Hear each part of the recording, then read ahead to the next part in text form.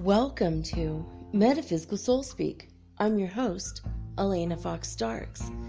Hey guys, I hope you're doing really well in this moment in time, and that whenever and wherever you happen to be on God's green earth, I hope that you are able to acknowledge, respect, and honor the rhythm and tides, the ebbs and the flows of your body, and all the things that you are experiencing right now, emotionally, psychologically, physically, and spiritually. Pay attention to your Pepsi, which are basically all the things that are going on in, your physical, emotional, psychological, spiritual, individual. Your Pepsi. So I have been looking at various people's comments today on Instagram. Not all day, but I spent maybe 30 minutes just kind of scrolling through, and every time I saw an update on the Ascension Symptoms that people are having. There's this woman, I might read hers in a minute. She always has some good insights. Although a lot of hers are very individually specific to like her. You might find on the inside of your left elbow, there's a little bit of an itch. It's like, that's just her. It's not like everyone's feeling the itch on the elbow thing, but, for example. But she tells it like it is for her, and a lot of people relate to it. Like 80% of the stuff, is relatable because we're all going through these changes, but you have to make sure that you're honoring your body. When you need to sleep, just sleep. One of my listeners wrote me today and she said, I've been just so sick, like tired sick, not sick, but feeling down, and just I needed to sleep, and I slept for 12 hours in a row. And that's what you need to do. You need to honor your body. I mean, thank God that we are in a time that we're at home. It's acceptable to literally be at home doing nothing right now. It's my dream come true. I'm serious. Like how I normally have lived my life, like when I wasn't at work and I wasn't at university. This is how I live my life on the weekends, usually. With or without friends, usually at home doing nothing, just really deeply relaxing. And I mean, I had my times where like every Tuesday and Thursday I had to go dancing in West Hollywood. That was my exercise. That was my fun. But a lot of my life, I've just been kind of a homebody. Not wanting to do much, maybe watch TV, maybe sit and stare at the wall and contemplate the universe for 2 hours. I mean, in my whole life, I was made to feel bad about this kind of behavior, and now the entire freaking world has had to pretty much do the same behavior. I mean, some people are making masks, some people have started a new business or a new job from home, but most people are just taking this wait and see attitude. Wait and see what happens in the world. Wait and see when they're going to open it up. Waiting to see if I get sick or not.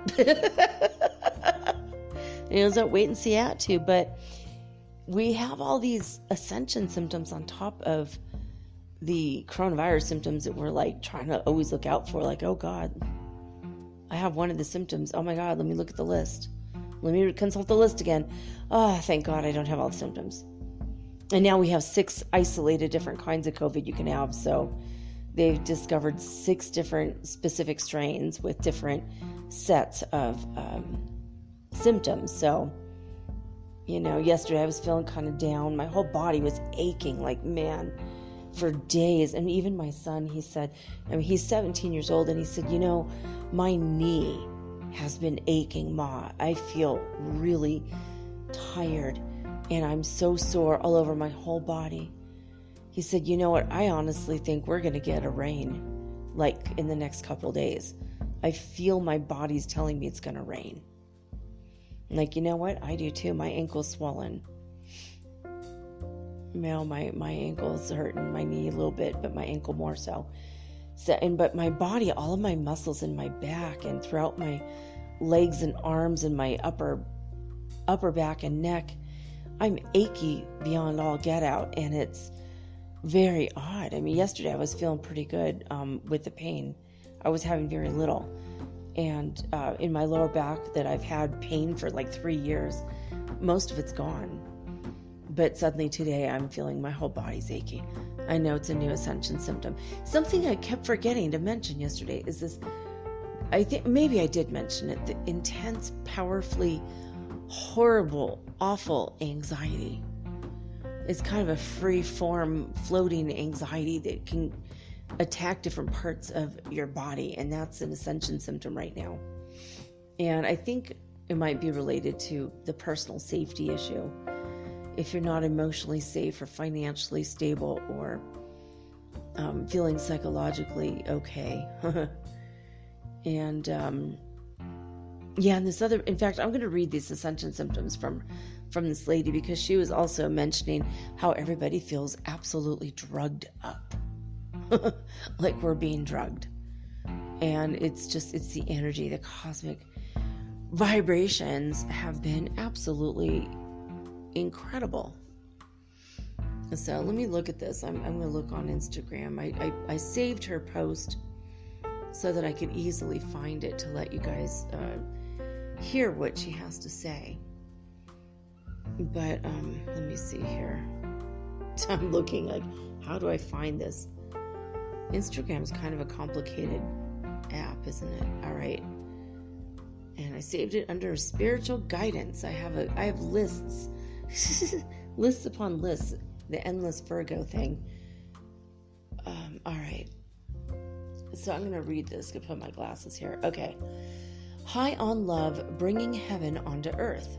And this is at the Ace of Moon.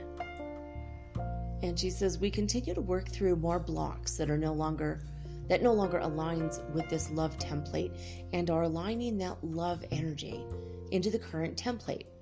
Spleen chakra, lower left rib, may have some sensations, as this chakra is also another source where new energies flood into our bodies.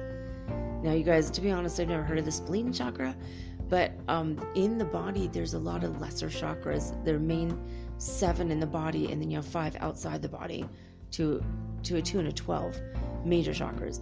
But we do have a lot of minor chakras.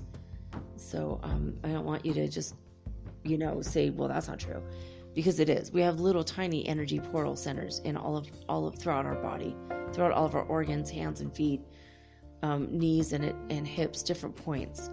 But they're not the major chakras. So when she says spleen, it's a minor chakra, but it is, might be active for you. I think it might be for me. Anyway, just want to bring that up really quick.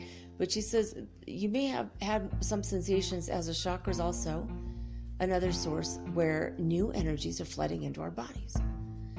You might be feeling floaty, disconnected, head sensations, slight head falling or vertigo, a euphoric kind of feeling, or feeling like you're high on drugs sort of thing. And then she puts a laughy face, the tears pouring out, laughing so hard, crying. However, our bodies are going through the grounding process. Excuse me. So even though we feel drugged up, our bodies might feel achy and painful, a lot of aching in the right and left arm and shoulder, especially shoulder blade area, heaviness and ache in legs, and even feeling your legs shaking and trembling. Oh, that's weird. I have actually felt that. I felt shaky, like standing up today. It was very weird. She says, piece by piece, we are bringing the love template and grounding it into the physical. If you're in the midst of the drugged up feeling, please avoid driving and anything that needs your full focus and presence, obviously. Meditate, take walks in nature to ground yourself. Continue to transcend any past patterns that do not align any longer. So, and she says, so much is aligning gradually and getting higher as we figure out more of the pieces. So, yeah, there you go. I mean, I thought that was appropriate to read because I'm going through almost every single one of those.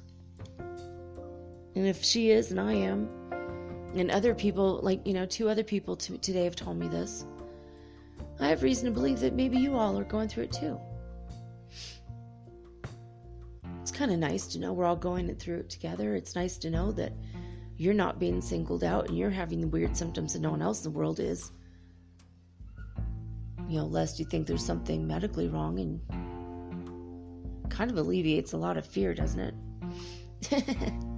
When you're able to look at this and go, well, maybe there's something to this ascension stuff, right?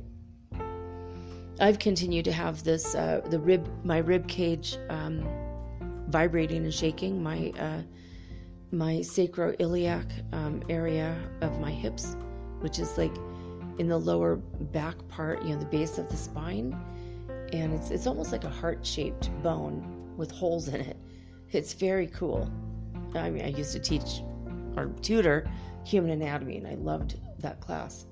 I loved working with the bones and teaching people the bones, but that heart-shaped part of my hips has been shaking like crazy, and I have been working on my first chakra. I've been working on it because pulling in money for me has been the only manifestation block I've had. I have manifested scholarships, to go to school. I've manifested free education.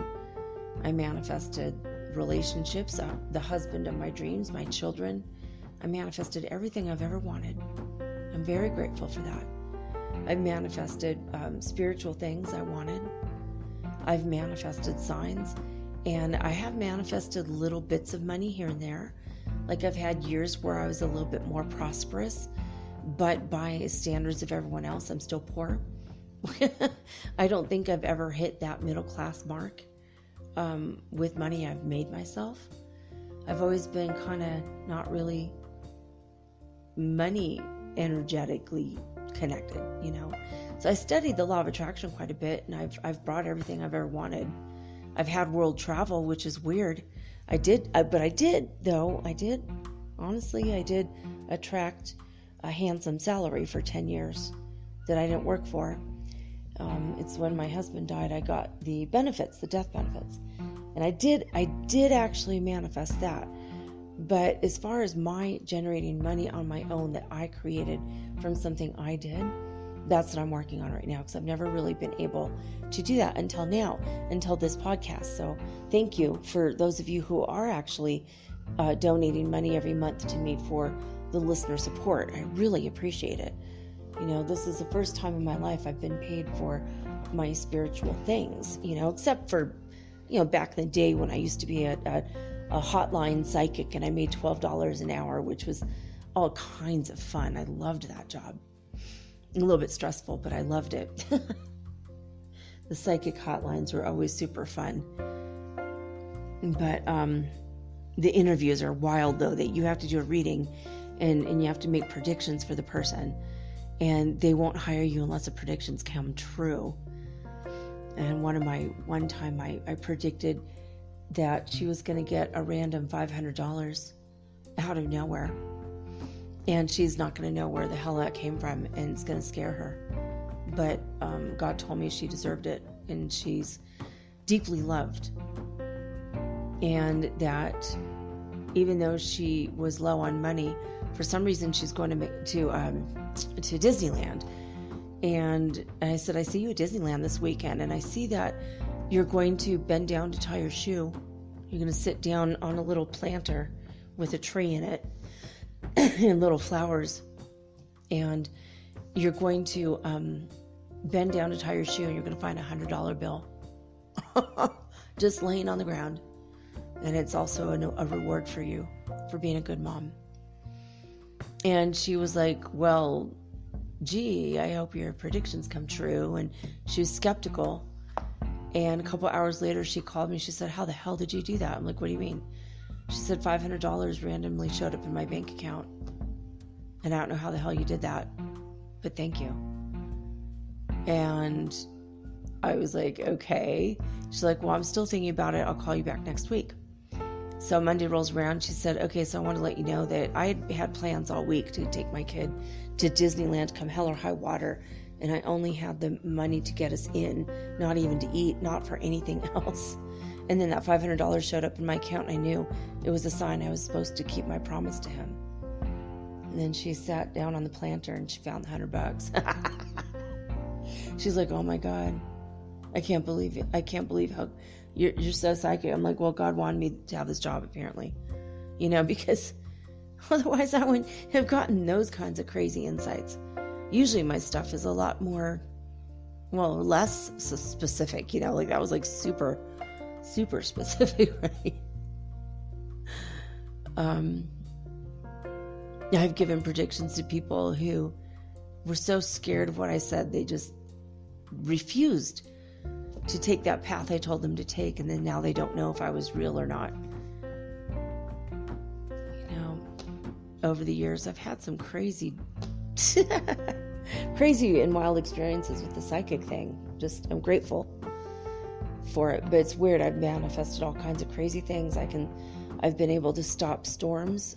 I've been able to start storms, start rain when we needed it. I've been able to control the weather, and I've had problems controlling a fresh, healthy flow of money in my life. It's funny. I remember one time I worked for a company and I made like $10,000. It was like a commission. And it was actually, my commission was like $2,000, I think. It was a $10,000 sale. It was the first time in my life I ever made a $10,000 sale of anything. It was the only time, once and only time. And my commission was like $2,000 or $2,500. It was incredible. I was like, wow, that was awesome. I love this. I love this job. I can't wait. And I got fired a week later because the woman skipped out. She took the money, the loan that I got her, and she just skipped out. And they didn't know what the hell happened. And they thought that she and I were in collusion with each other. And so I got fired because I got blamed. And I didn't find out till 2.5 years later that she had a heart attack and almost died. And she was in the hospital for 2 months. And she was so embarrassed she couldn't call me. She couldn't even communicate. She felt so bad about what happened because it was never her intention to do that. And I met her son, and he explained. He and I became really good friends, and I just loved him. He was the best guy ever. And then I found out who his mom was, and I was so mad. I was so angry. I'm like, oh my God, I'm so mad at your mom. She cost me the best job I ever had. And, or actually it was like a partnership with a company. It wasn't even a job. And he explained what happened, and everything was smoothed over. But, so anyway, that's like tied, that kind of stuff, that money security and financial stability is tied to the first chakra. So I've been really working on my first chakra. I don't know if you guys have been working on this too, but it's also to do with, safety, survivability, not being, physically or emotionally or psychologically abused. It's to do with being abused, being loved, being wanted from the beginning. I'm adopted, so there's always issues with that. This is a week that if you're working on, and I talked about this yesterday too, if you're working on your first chakra, this is a perfect week to do it. It's a perfect week to do it. So I've been feeling a lot more flow in that chakra. It's really wild. And I have all my chakras open. All 12 are open. And they can be open, and then sometimes you'll get blocks in 1 or 2 or more. So I've been feeling a lot of blocks in different parts, and I keep moving out the energy, and then the block comes again, or a different block will come, or a different energy, and it's like, oh my gosh, lots of bloating, lots of whatever. So I mean, literally, I remember when I was pregnant, when I was like 7-8 months pregnant, I looked like I was getting ready to pop, right? And my stomach was so hard to the touch. Now, my stomach isn't that big now, obviously. I mean, I'm not pregnant, but I look like I'm pregnant. I look like I'm maybe a couple months along. It's so weird. And it feels hard at the touch. And it's water weight. And I know I've been feeling the wire. It feels like I have wires that are like frazzled inside my body. And it's my nervous system. And I know it's because I am pulling in so much freaking light, so much energy right now. And that hot and that cold regulation of your body is another ascension symptom I forgot to mention yesterday. You're hot, you're cold, you're hot flashing, whether you're a man or woman or young or old, it doesn't matter. It feels like hormonal hot flashes, and I'm having one right now. It's like crazy, which is not hormonal. It's just the ascension symptoms. And so yesterday I was talking more about these symptoms. Today I'm going to tell you guys, look, it's time to honor your body.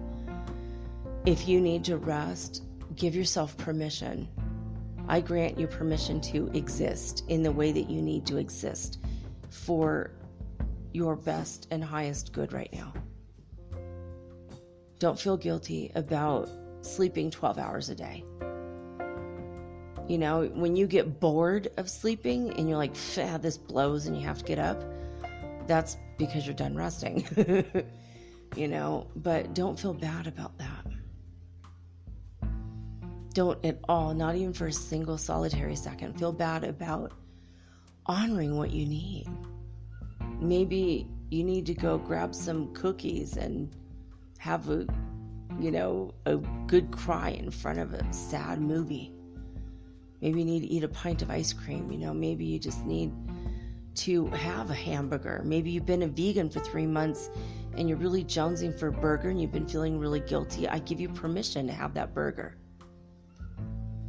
Maybe you've been eating a lot of junk food and you've been feeling guilty about that and you've been really craving a big, healthy, fresh salad. I give you permission to go make yourself a perfect salad. Whatever it is, in whatever direction it is. Maybe you've been just absolutely craving beer for some bizarre reason. Maybe the beer is going to kill a germ in your body that you don't know is there. I give you permission to have the beer, unless you're an alcoholic, then don't do it. But if you're craving a beer, like my son the other day, he said, "This is really weird, Mom, but I feel like I want a beer." I'm like, "Well, just go get a beer, And he's 17, he's almost 18, he'll be 18 in 3 months. It's like, well, hey, let's go get a beer. And he went and he got a couple beers and he drank the beers and he said, "That's really, really weird." And I'm like, "What?" He said, "I was craving it."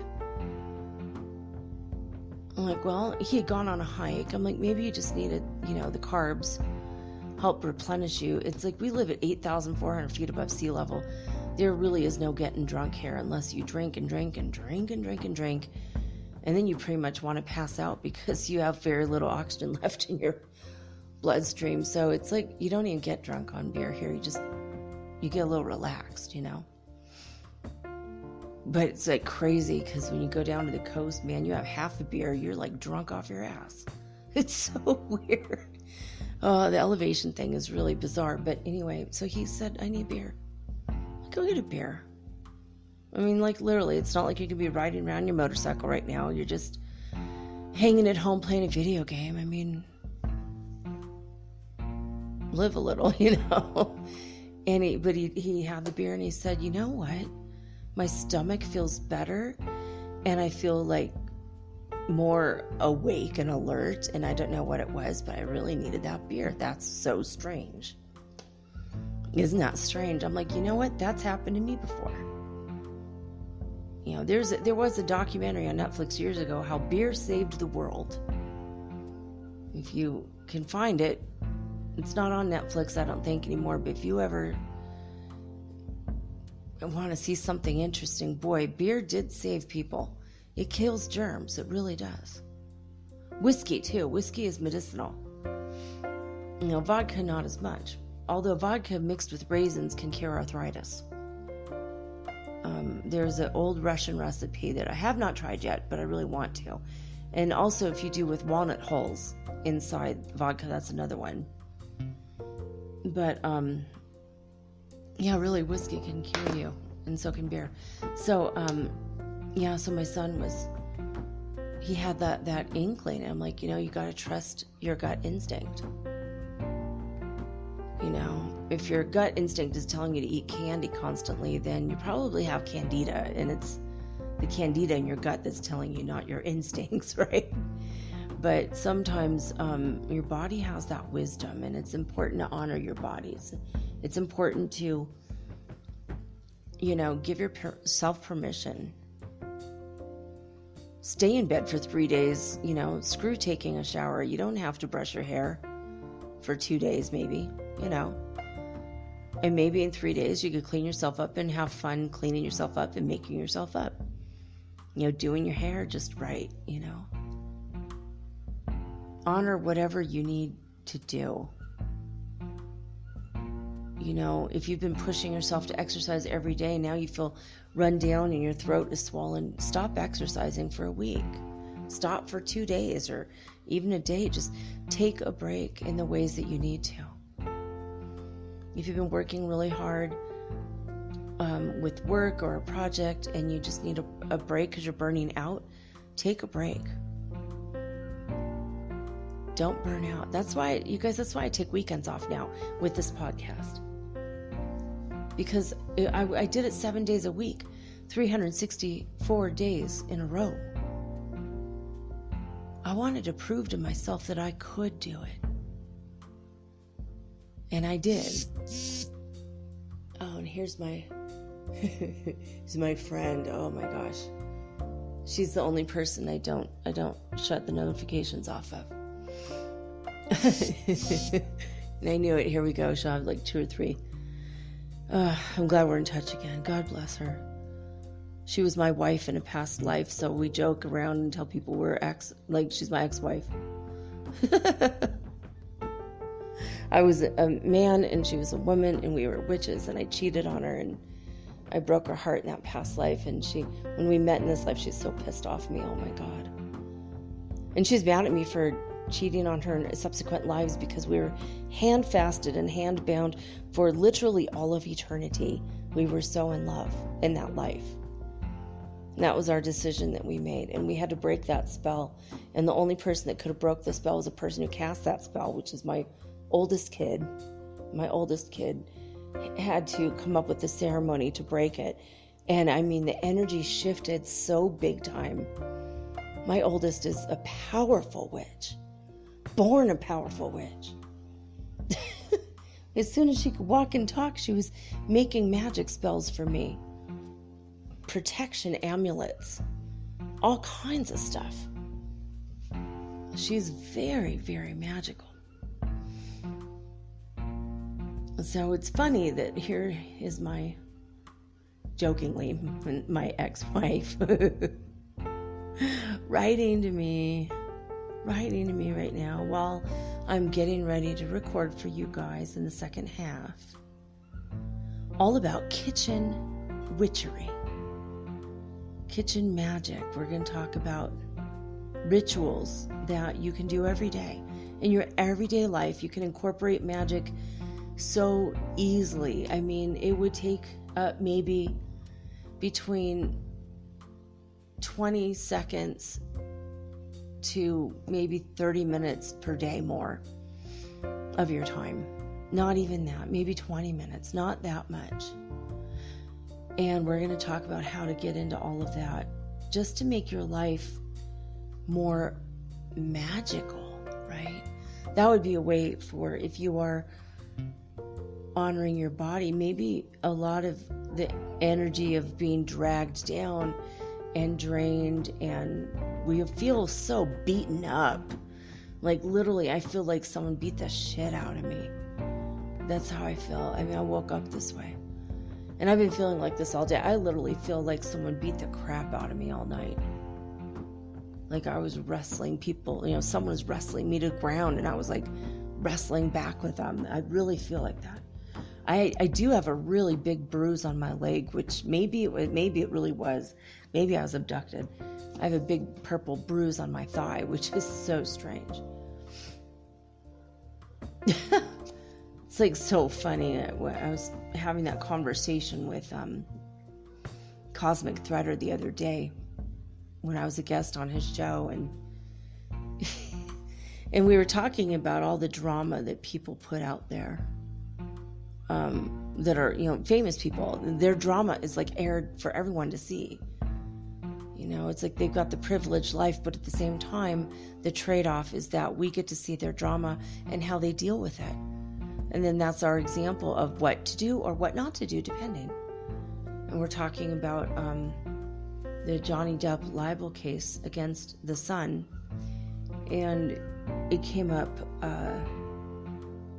that we pretty much both do not believe Amber Heard, that she's very unreliable as a witness, and even her bruises look like they could be painted on, and they don't really, like, from one picture to the next, even taken on the same day, in several pictures she has no bruise, and then one she has a bruise, and it's like it was like kind of ridiculous. It didn't feel like it was 100% genuine, and if it is, my apologies to her, but I feel like, honestly, she's a liar. I think she's a narcissist, and God bless her. I hope she gets better someday. But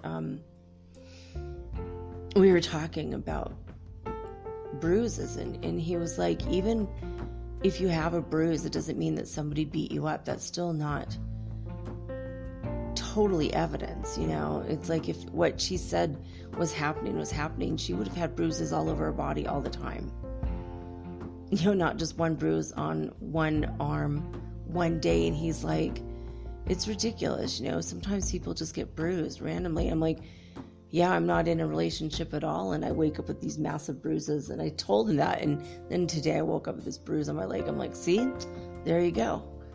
I'm not even in a relationship, and I wake up with bruises on my leg. It's ridiculous. How the hell did that happen?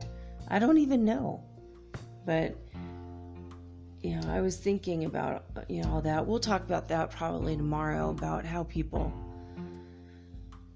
why they're famous and how they get, how do you get to be famous, like ultra famous like that, and the responsibilities of it. It's incredible. It's enormous, actually. But, just my big message for you guys today is just honor what you need, what you crave, what you want. Like, what does your body really want right now, like the other day I ordered Greek yogurt for my son and I'm like, yeah, I just really need yogurt. What about you? My stomach really needs, like, my gut bacteria really need to replenish. See, the thing is, we've been in South America. We don't have Lactobacillus acidophilus here. It's so insane. Like, when you get any kind of fermented milk here, you get it's like Lactobacillus streptococcus. You get Lactobulgaricus and some other one. But Lactobacillus acidophilus, like the one that everyone in the U.S. takes, is just almost impossible to find here. You can't go to any health food store here to find it. They just don't have it. And when you say, is there probiotics? They say, yeah, you have to go to the pharmacy. And it's not refrigerated, which is strange for me. And it's little tiny liquid capsules. And we're just like, okay, I guess. But it's still not Lactobacillus acidophilus or Thermophilus or the other one that you get in the really good bacteria combinations in the health food stores in the States. So I think that might be what's happening with me, with my intestinal thing, that it's like so bloated and hard. I feel like I'm pregnant. I mean, it's so strange. Maybe I'm pregnant with an alien baby. Who the hell knows? But I don't know if you guys are having bloaty issues, but a lot of other people have been reporting it. So I'm apt to think it is an ascension symptom. And I'm also thinking I want to take some water pills, maybe a Benadryl and a diuretic. But I've noticed that when I start to lose the water weight, that I get that nervous energy. So I know that that's telling me that there's a problem with releasing the water too fast because we are holding so much light in our bodies. So if that's also something you're going through, maybe try to do something more gentle than a diuretic or whatever. Like try to put like a hot pad on your tummy or a cold pad if that helps. I've been drinking mint tea, like peppermint tea. That it does help. And I have a horchata, which is different than the Mexican horchata. If you're in the States, you know what I mean.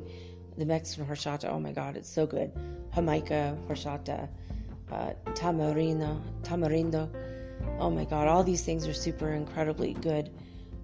If you ever eat Mexican food, oh my God, these drinks that come with Mexican food, they're healthy and they're very good for you, but very tasty. But here in Ecuador, we have a thing called horchata, which is similar to what they have. They have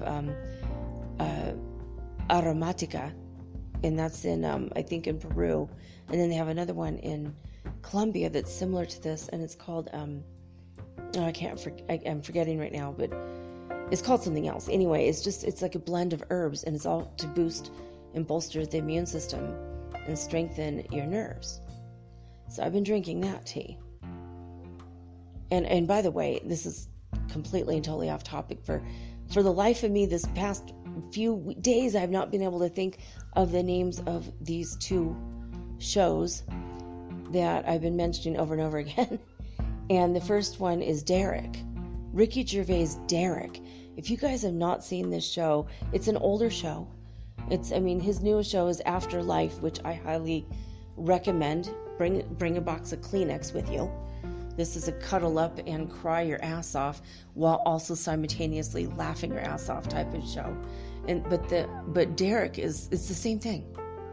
It's his insane brand of humor. But yeah, Derek is a nursing home worker who's a little mentally slow, but he's got a heart of gold. He is very, very sweet and very special, and everybody loves him. And he's also hysterically funny. So, that's something that,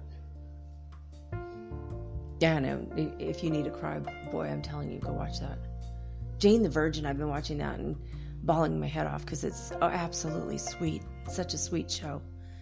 But, yeah, it's hard for me to watch anything without wanting to cry and that overwhelming sadness. My uncle died a couple weeks ago.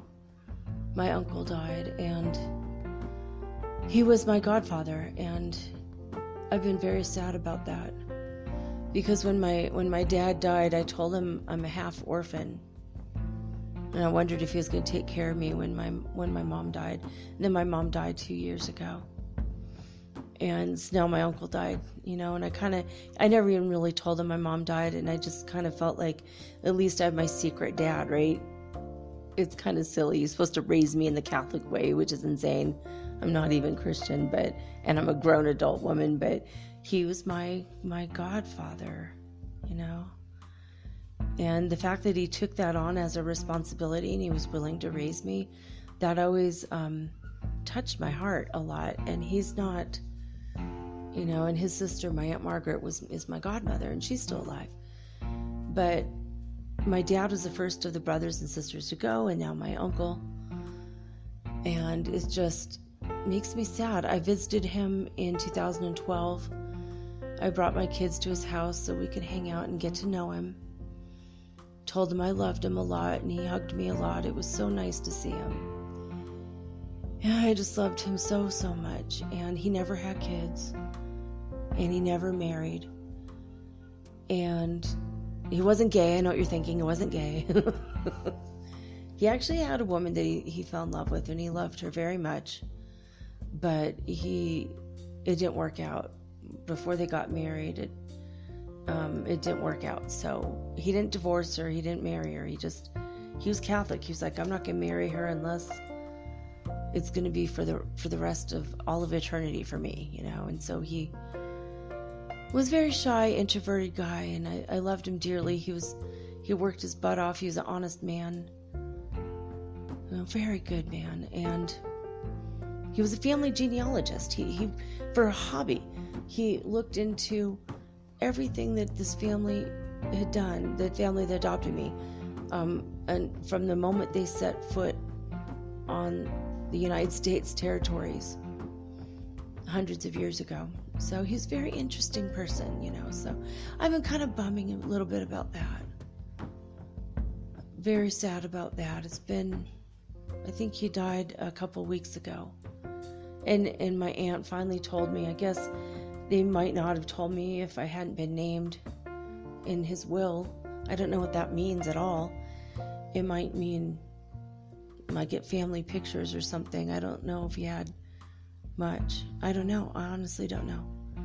He might be a secret millionaire, or maybe he just had a little bit, you know, a couple little things. I don't know. But I guess I was named in the will for whatever that means. I've never been named in anyone's will, like ever.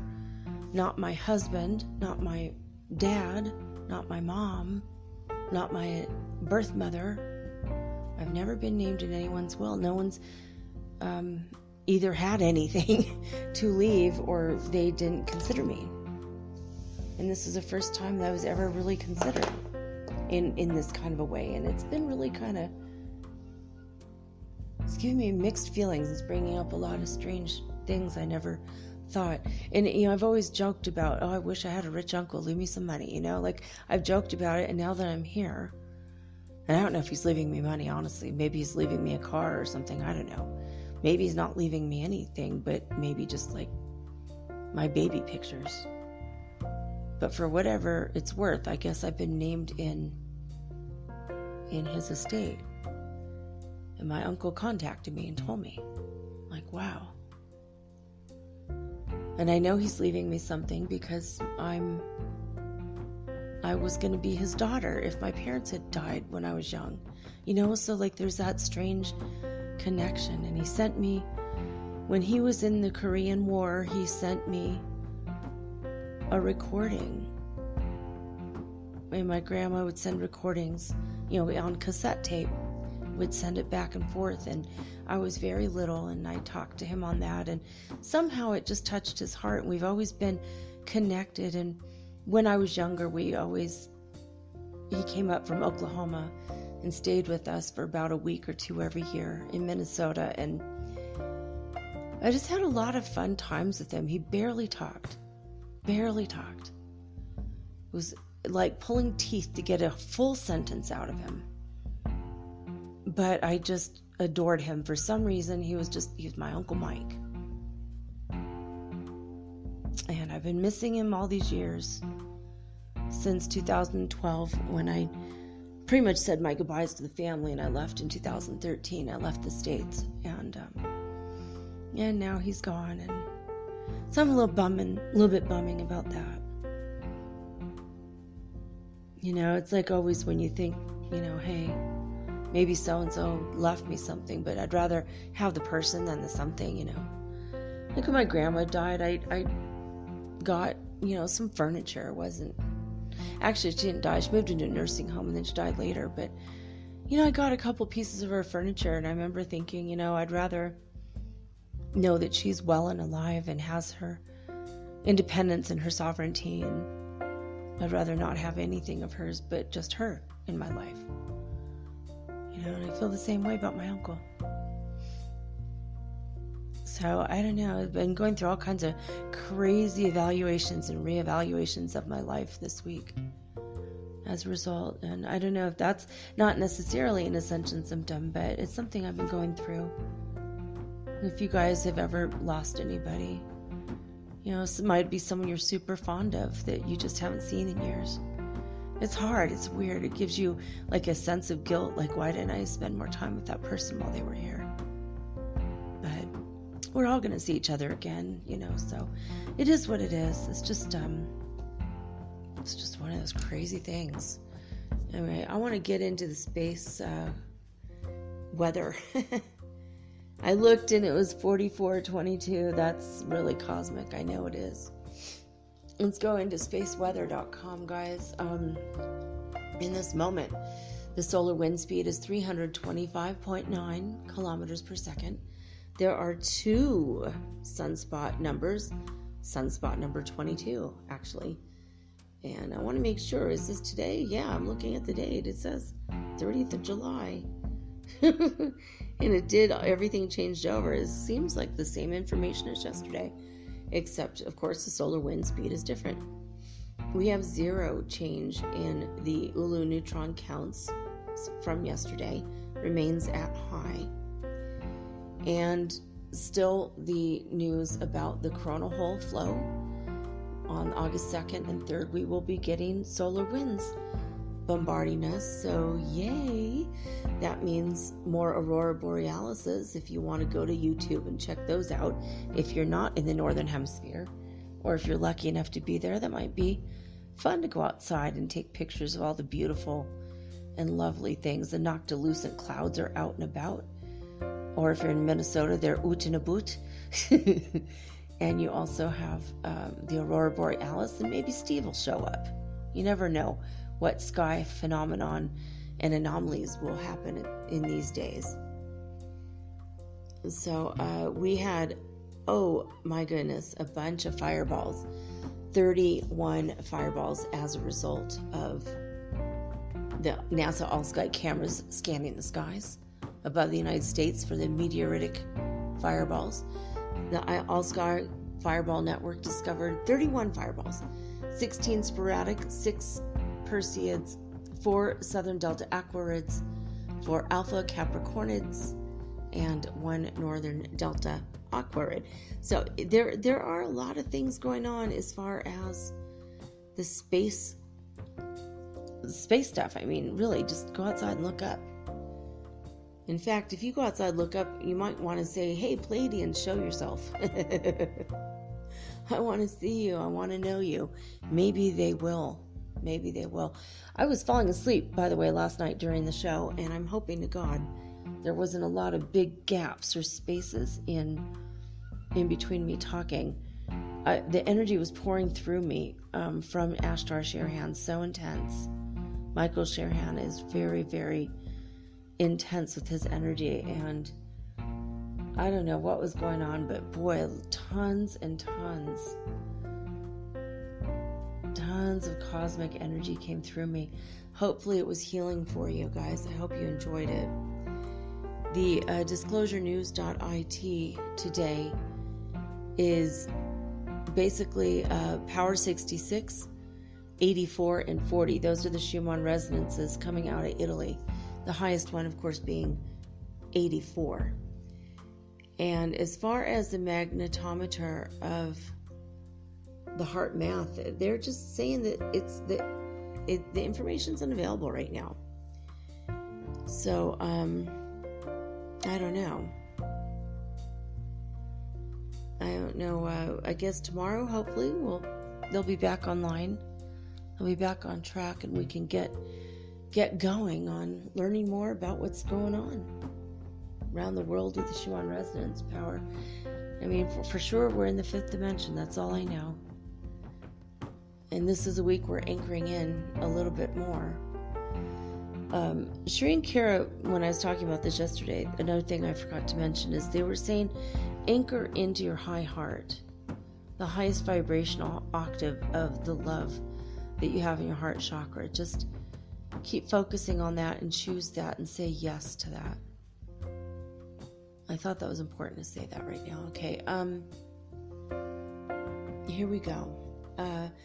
We've been going through the lessons. We have 20 left in A Course in Miracles. And so I've been reading them to you guys for a while. Quite a while. This is lesson 345. So basically 345 episodes. I have been reading the lessons in A Course in Miracles to you. This is available free at acim.org, which is the Foundation for Inner Peace website. Or you can go to your Play Store and get any number of beautiful apps that are high quality, and they're absolutely free. A lot of people put these apps out because A Course in Miracles literally does create miracles in your life. And without further ado, let's create one today, right now. I offer only miracles today, for I would have them be returned to me. I offer only miracles today, for I would have them be returned to me. Father, a miracle reflects your gifts to me, your Son, and everyone I give returns to me, reminding me the law of love is universal. Even here, it takes a form which can be recognized and seen to work. The miracles I give are given back in just the form I need to help me with the problems I perceive. Father, in heaven it is different, for there are no needs. But here on earth, the miracle is closer to your gifts than any other gift that I can give. Then let me give this gift alone today, which, born of true forgiveness, lights the way that I must travel to remember you. Peace to all seeking hearts today. The light has come to offer miracles to bless the tired world. It will find rest today, for we will offer what we have received. I offer only miracles today, for I would have them be returned to me. Again, that is lesson 345. So I'm going to take a quick break, guys. And when I come back, we are going to get into kitchen magic, kitchen witchery. I don't even know what I'm going to call this episode. By the time you get it, I will have figured out a name. But in this very moment, I don't know what I'm going to call it. But we're going to talk about what can you incorporate into your life every single day. And if you're a Christian, we don't want you to freak out, so we will tell you how to do it as a Christian. We will tell you how to do it as a Muslim, how it's not going to go against your religion. And we're gonna show you the workarounds, how you can bring and incorporate magic into everyday life, regardless of your religious or spiritual beliefs, so that you can live a more magical existence and truly enjoy and appreciate the tiniest and smallest of moments. And those are the moments you spend with your food and your drink in your kitchen, right after this message.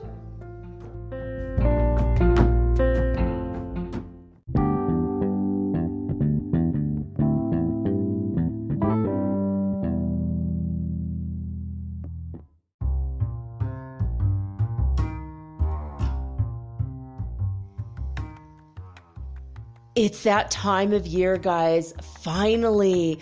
OMG. I am up for not only one, but 2 People's Choice Podcast Awards this year. I had no idea. I just found out. Okay, the voting starts today, July 1st, and goes through the 31st of July. And I need you guys to nominate my podcast. This is how you do it. Go to podcastawards.com and you have to sign up in order to nominate me, in order to vote. And you have to go to the very first category at the top, and it's the Adam Curry's People's Choice Podcast Award.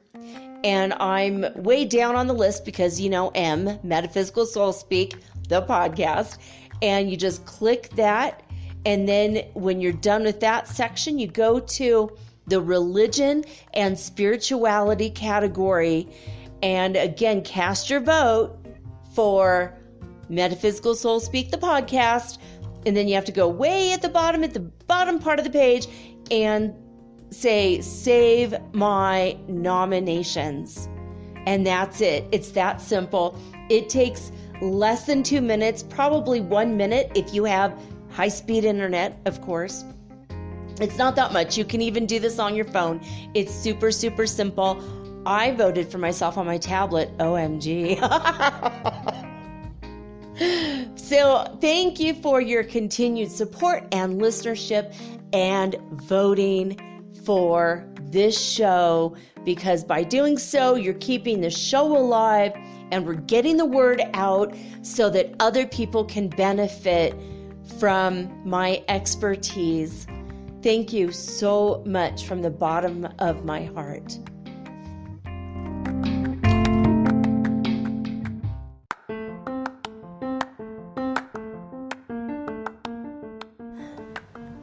If you haven't heard about Anchor, it's high time you did. It is the absolute easiest way to make a podcast. First of all, it's absolutely free.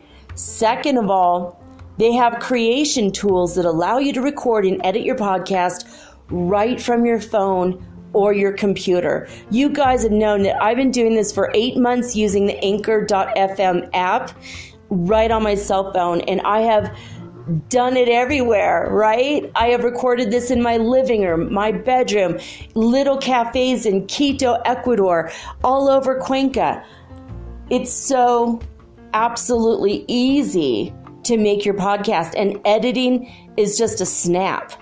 Anchor also will distribute your podcast for you, and it took me about 2.5 months to become syndicated, and now I'm available on Spotify, Apple Podcast, and many more, and so can you.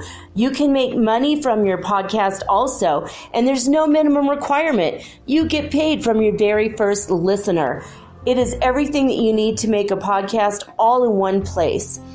So please, if you are interested in making a podcast of your very own, do not hesitate to start with Anchor.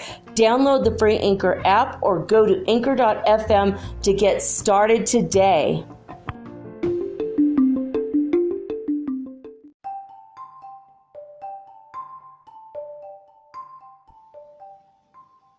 All right, guys, we're just going to get on into it. Kitchen witchery. What is it? I found a really cool article that I was going to read to you. I have my own personal notes that I took before I looked up anything. And then I looked up some correspondences as well that we will get to towards the end. But I'm going to read this article. I thought this was cute, so I thought you might like this. Otherworldlyoracle.com is where this article appeared. And basically it says how to be a kitchen witch in 7 essential steps. Now, I read this already, and you know, I agree with it. The whole thing. It's amazing. An amazing article. And a couple of these things, I'm like, well, I haven't quite done that yet. That's kind of cool. I didn't think about that yet. I like that one. All right. So we'll get to it. I'll tell you where I'm at with this and where you could be with this. And you know, you could do all of them or you could do some of them. You don't have to do every single thing. You could just do kitchen witchery once a week. First Saturday of every month, that's your kitchen witch day. You know, you don't have to do it every single meal or every single day. But if you want to, you can. And if you incorporate this into your life, I promise you, you're going to live a much more beautiful, magical, and charmed life. So here we go. I'm going to read this article to you. Again, this is otherworldlyoracle.com. Learn how to be a kitchen witch in 7 essential steps. Have you been called to the realm of kitchen witchcraft? Maybe as a child you watched your grandmother cook in the kitchen, and she seemed to make magic every time she prepared a meal. Maybe you're the homemaker of your household and long to add magic to your daily life. Domestication isn't a dirty word in your book. It's liberating. It's inspiring. But you're wondering how to be a kitchen witch. It's not difficult, but I will lay it out for you here in these essential steps. Now, by the way, I'm going to tell you, this was written in 2018, November 17th. And I'm looking for her name. So I want to give her... And why is it not here? I got to go to the end. I got to tell you, before I forget who wrote the article, I better let you know. Let's see here. This is a really cool website, actually. I never heard of it. And for whatever weird reason, it says that she's making money on this. There are 13 comments, of course, 13. That's kind of hilarious.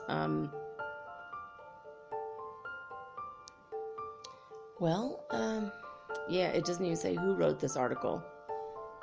Well, I really wanted to give her credit. Dagnabbit. Well, let's just get into the article then. All right. So here it is. First of all, what is a kitchen witch, she says. We have to define the special path before getting into the steps on how to become a kitchen witch. A kitchen witch is also called a cottage or a hearth witch. So yeah, you could say, I'm a kitchen witch. You could say, I'm a cottage witch. You could say, I'm a hearth witch or witch of the hearth. You could say, I do hearth magic, which is spelled like the word heart with an H at the end, hearth. It's someone who makes magic in the kitchen and in the home using food and everyday items as magical tools. The kitchen witch is able to center his or her energy through the making of magical meals and creating sacred space at home. Let's learn how to be a kitchen witch next. So number 1, you have to learn your herbs and your spices. Of course, you already know what they are. You already have them there. They're already in your kitchen, right? But what she says is the most important tool a kitchen witch has in her pantry is a decent supply of herbs and spices. If you're a good cook, of course, you already own the herbs and spices you need. Much magic can be found in the simple herbs like cinnamon, pepper, salt, and oregano, basil, and more. To learn more about the magical herbs and spices in your pantry, she has a link right here. The kitchen witch does know how to use herbs and spices for various magical purposes, adding them to meals and making them into medicine. And this is not only medicine for the body, but medicine for the mind and for the spirit as well. Remember, Pepsi. Being a kitchen witch, you're going to affect all the areas and levels of Pepsi. My new word. Magical meals, number 2. A magical meal is a spell or ritual to the kitchen witch. The process of planning the recipe, gathering the ingredients, and cooking the actual meal is pure alchemy. The kitchen witch takes ingredients and transforms them into something else entirely, nourishment to body and soul. When learning how to be a kitchen witch, it is essential to learn how to cook a magical meal. From the recipe, ingredients, and magical properties to the energy you put into the meal, every step in the cooking process is important. And then there's an article, another link, Cooking a Magical Meal. You can look at that too. Number 3, kitchen spirits. See, for me, my kitchen spirit that I work with is my Sicilian grandmother, God rest her soul.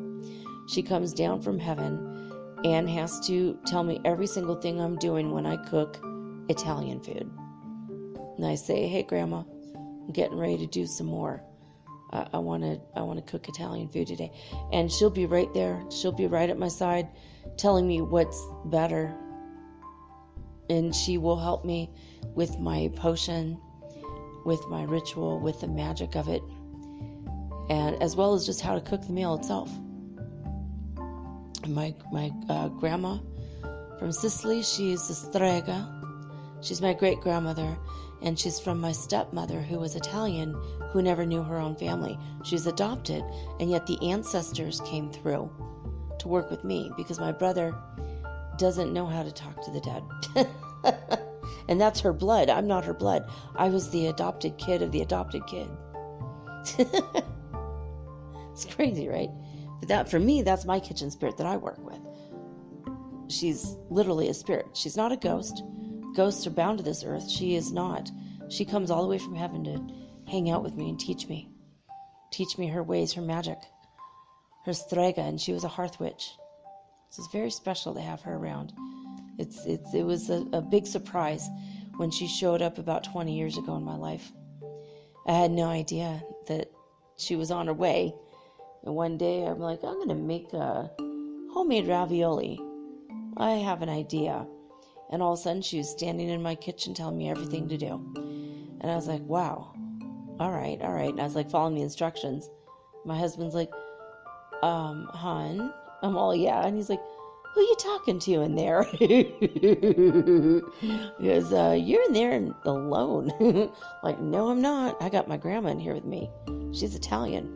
And he's like, but you're not Italian? He's like, you're Irish, you're Cherokee, you're not Italian. I'm like, I know, but I got an Italian granny. And she's here in my kitchen right now. And she is telling me everything to do. Trust me when I tell you. You're going to love this Alfredo sauce I'm making from scratch because Grandma taught me how to do it. And boy, he loved that. He was like, all right, go ahead and talk to your grandma when you want. It was really good pasta, let me tell you. All right, sacred space is number 4 on this list that she wrote. To a kitchen witch, the entire house is sacred space. Learn how to be a kitchen witch by including magical decorating in your practice. Make your entire house sacred space by adding magical items such as house plants, seashells, pictures of nature, crystals, candles, incense, essential oil diffusers, and other modern magical items.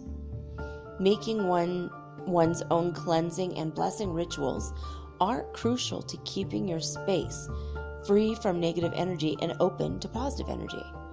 Now, you guys, I agree with this. I don't clutter my house with a bunch of stuff, but boy, do I have candles galore.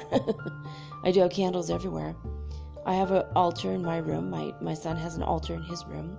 We do have a house fairy, and she has her own very prominent place in our house. And we don't really decorate so much because we've been traveling around. We don't have a lot of stuff to decorate with anyway. But we have thought about a lot of this. I've thought about it.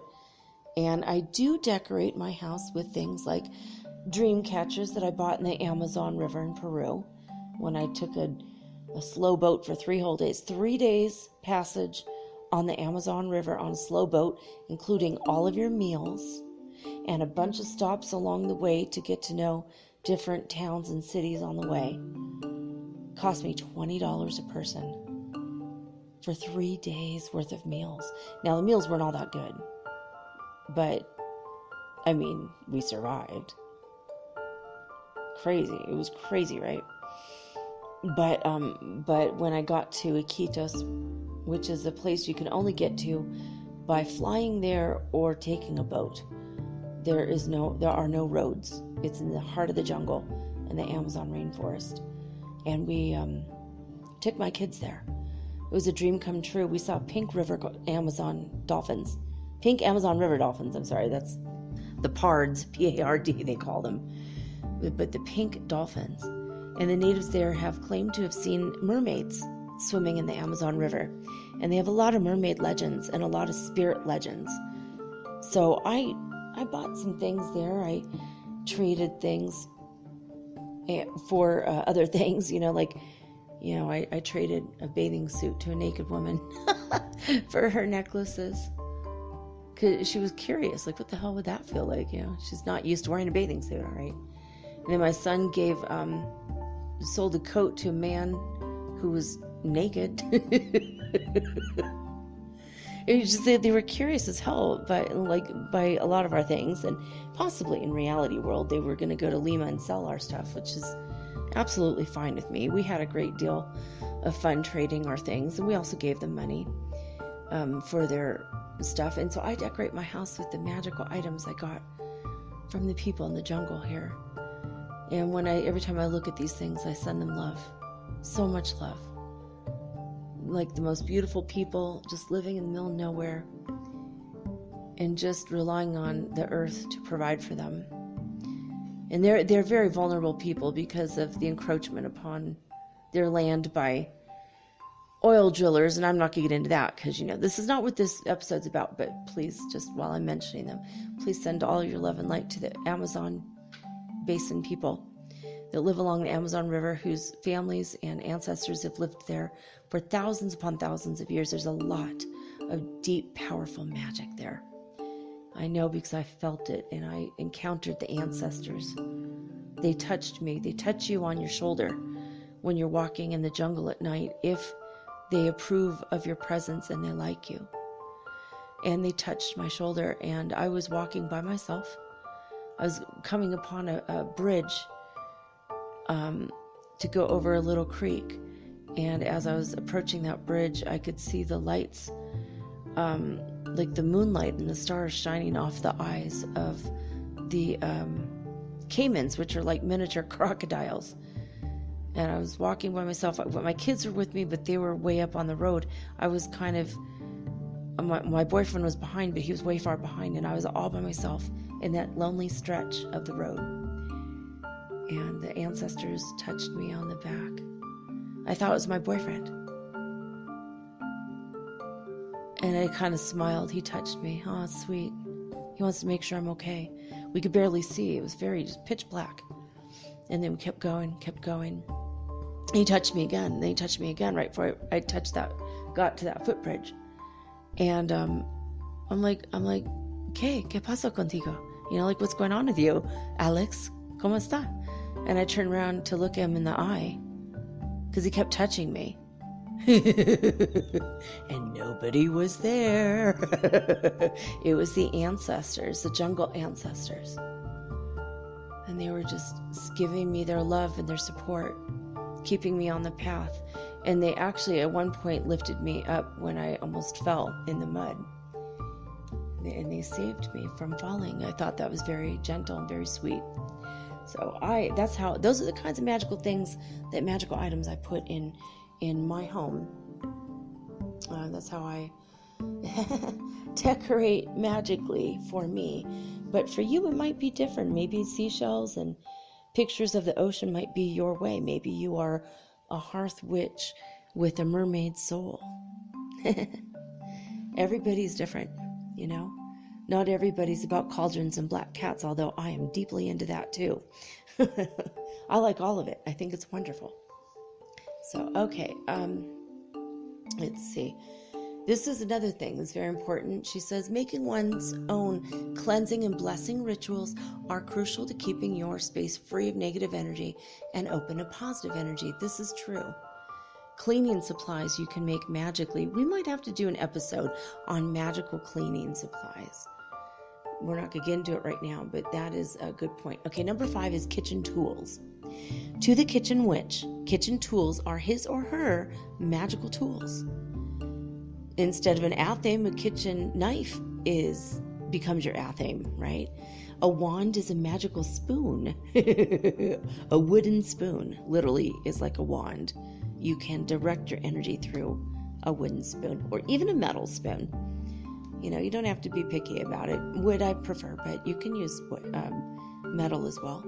It's very conductive of energy.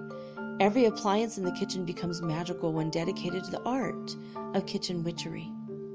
The stock pot doubles as a cauldron, absolutely. The teapot brews herbal potions. The oven transforms ingredients into magical meals. Cleanse and consecrate all of your kitchen tools that you plan to use in your kitchen. And how do you cleanse and consecrate? You basically just, put water on them, put your energy, and ask God to bless them.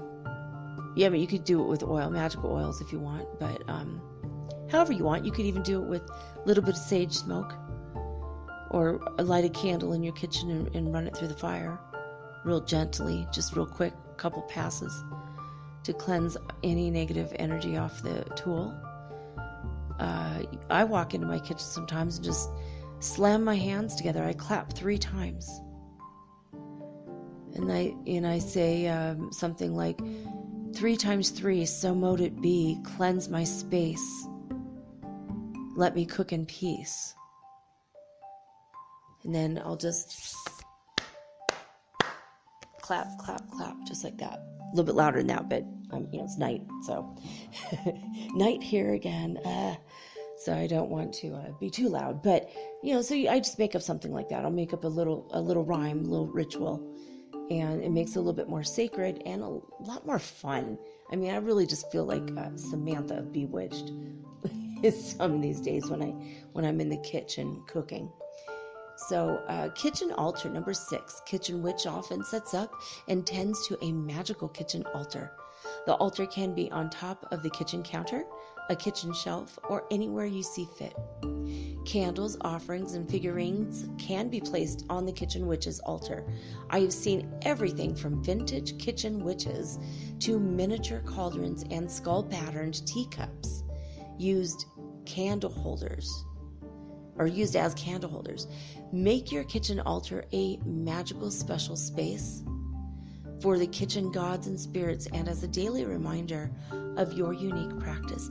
Now, this is not something I have done. I tend to, every now and again, I'll put out a candle and I'll light the candle while I'm in the kitchen cooking. And I haven't quite thought about this yet, having a kitchen altar. It didn't occur to me. I don't like a lot of clutter, so I don't want to keep things on my counter so much, but maybe I will. I do, like I said, I'm waving to her right now, my little duende, Ariana. She's here, and I love her so much, and she's looking at me right now. I think she's intently listening because she's very much interested in helping us with our magic, and she loves to guard over the home and keep our money safe. She has a big pile of money. We buy Venezuelan money off of the Venezuelanos. It's really beautiful money, but it's not worth anything. But we buy it off of them so that they can have money to eat. And then we have this beautiful pile of money to give our house fairy. And she loves to guard over the money and helps us with protecting our home. So that's her job. And she seems to be happy with it. So we'll see as we go on. But I love this idea. I actually looked up absinthe as a search word on my Wish account, wish.com, on the app, and the cutest little spoon came up. It was shaped like a skull, and it had holes in it, so you could put the sugar cube on it to pour the absinthe over it. Because I've never had absinthe in my life, and I figure someday I'm going to do it, and so I started looking up the spoons and the special equipment to make the absinthe drink, which can be a very magical experience in and of itself. It is literally imbibing a green fairy, which has all kinds of fun with you. It is a hallucinogenic, and it's absolutely legal all over the world. Mostly because people will take a little bit and then they just don't really need any more for a while.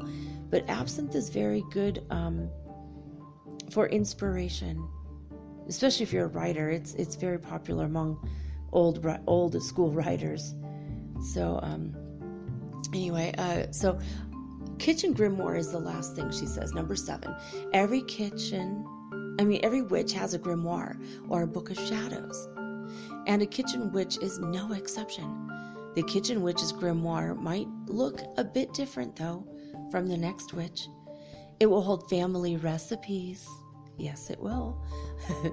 Herbal knowledge and kitchen witch secrets in its pages.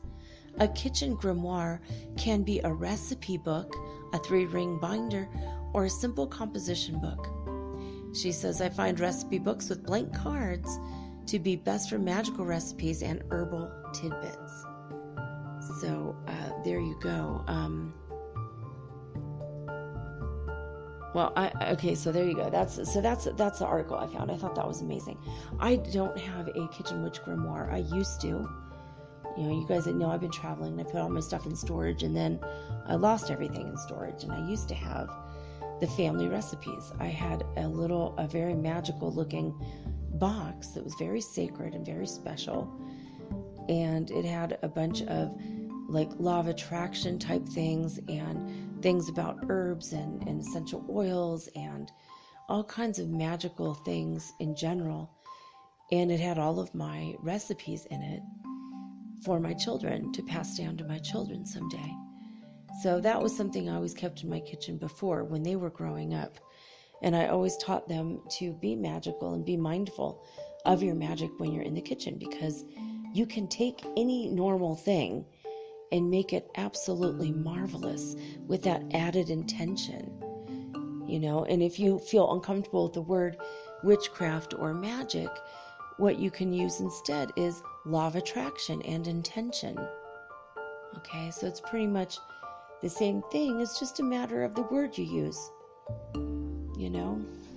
so it doesn't matter the semantics of the word. What matters the most is the intention behind your actions. So here we go. Now we're going to get into my own personal notes I wrote in my notebook. Kitchen magic rituals, witchcraft for every day. That's what I wrote at the top. So rituals in your daily routine can be used to create magic in your life, which is what we've been talking about, right? So when you first start your day, you can start your rituals from the get-go with your morning coffee. Having a normal cup of coffee can become a lovely morning ritual. When you create your coffee, however you do it, you can say magical words over the coffee itself as you're grinding it. Thank you, Mother Earth Gaia, for this beautiful day. Thank you, sunshine, for growing the coffee plants. Thank you, rain. Thank you, wind. If you want to be very, I call it being very Native American, looking at all the elements, but also it's very magical. It's very witchy to thank the elements that were there to grow the coffee for you. You can be mindful of it. Or you could just basically say, thank you, God, for growing this coffee. If you're a Christian or a Muslim and you are worried about the words that might make you feel like you're cheating on your religion with magic, you could just address God directly. Thank you, God, for creating this coffee. I'm really grateful for this coffee. Start your intentions with an attitude of gratitude. So your morning coffee could become a ritual. When you stir milk or cream, half and half or whatever, into your coffee, that reminds you to always accept the luxuries in life and add more richness and more dimension to your world.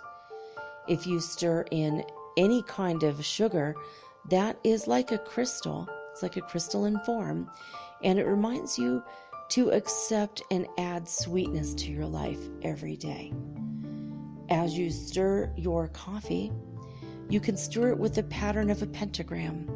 I love to do this because the pentagram for me symbolizes earth, air, fire, water, and heart or spirit. And then I draw it as a pentagram because I put a circle around it. And I do that 3 times to bless all of those elements in my life and to continuously bless myself, my life, my body, my home, my children, my family, my friends, my planet, and all the people on it. It's very powerful to set that kind of beautiful love and intention for the whole wide world just with a simple cup of coffee. I also will say, as I do the pentagram, I will say, I bless this coffee in the name of the goddess, and I bless it, and I bless it, and I bless it. And I'll say that 3 times. And then I'll say 3 times 3, so mote it be. And that is a magical extra charm to imbibe your coffee with magic. Now, while you're doing these things, or before you bless your coffee even, you can put into your coffee the intention that you wish to set for your day. This is straight law of attraction coupled with kitchen witchery. And what you do is, if your intention is to make a specific goal of maybe you're going to make a class to sell, maybe you're going to sell it online to make money, or maybe you're going to teach a class in person and you want your energy of positivity and radiating light to be in your words. Well, you put this into your coffee and you drink it back into your body, and it's like it kind of adds a lot of dimension to that feeling. And when you look at Masaru Emoto's work in the water experiments, you will find that when you put intention into water, remember coffee is mostly water, it's going to hold that energy in that pattern. Water is magnetic, and it will hold to it whatever you put in it. So make sure your coffee in the morning becomes a morning ritual. You could say, I intend to have good health today and every day, and I start with my coffee. Thank you, God, for blessing my coffee. If you're not interested in the witchier words, you can say something like that, and it's the same exact thing, and it creates a magical feeling, and that magical feeling will stay with you as the coffee warms your throat and warms your belly. It's going to also warm your heart, and your aura is going to glow. This is one of the most beautiful, sacred, and simple kitchen witchery recipes I can tell you. Now, water is the same thing. You can connect with the water fairies. You can connect with the water fairies, and they will sometimes you'll drink them down. You'll have a fairy inside you, and they'll bounce around and laugh. Have you ever drank water, and while you're drinking water, you kind of choke a little bit? Like you're like, oh, that was weird. How did I choke? And then about 10 minutes later, you burp really loud, and then you kind of laugh, and it feels kind of bubbly in your throat.